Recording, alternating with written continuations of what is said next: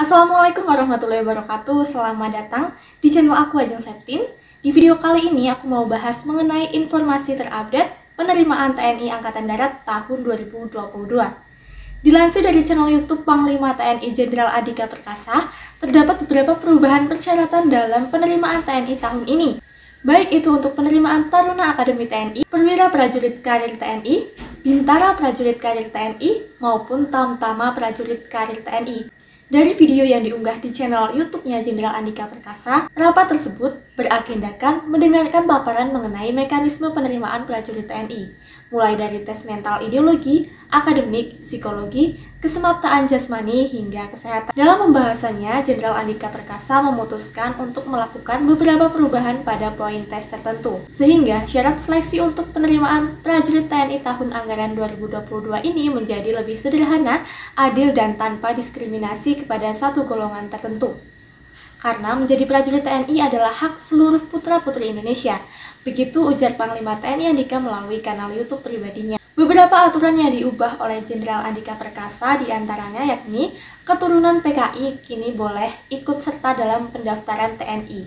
Dihapusnya peraturan ini karena tidak ada dasar hukumnya.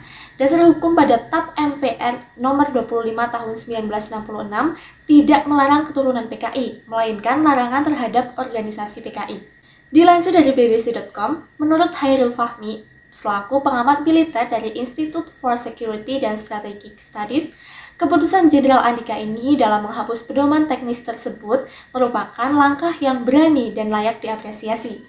Langkah Panglima TNI ini sebagai hal yang positif yang sesuai dengan mandat konstitusi yang menyatakan bahwa semua warga berhak dan wajib ikut serta dalam membela negara. Selain memperbolehkan keturunan PKI untuk mendaftar TNI, Jenderal TNI Andika Perkasa juga merilis aturan baru yang berhubungan dengan syarat masuk TNI. Dalam aturan dan syarat masuk TNI, Jenderal Andika Perkasa meminta panitia seleksi tidak lagi memasukkan pemeriksaan postur tubuh dalam tahapan tes kesemaptaan, karena itu telah ada di pemeriksaan kesehatan.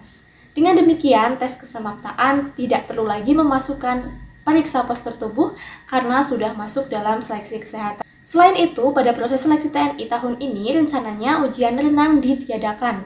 Karena tidak semua calon prajurit memiliki akses ke kolam renang atau tempat belajar berenang.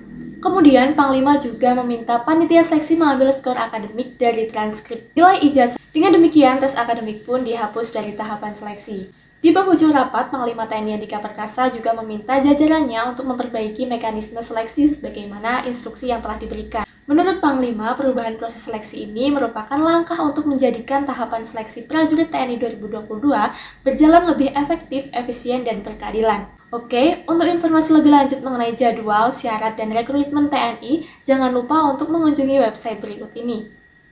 Itu saja yang dapat aku sampaikan pada video kali ini. Untuk menyimak video selengkapnya ada di channel YouTube Panglima TNI Andika Perkasa.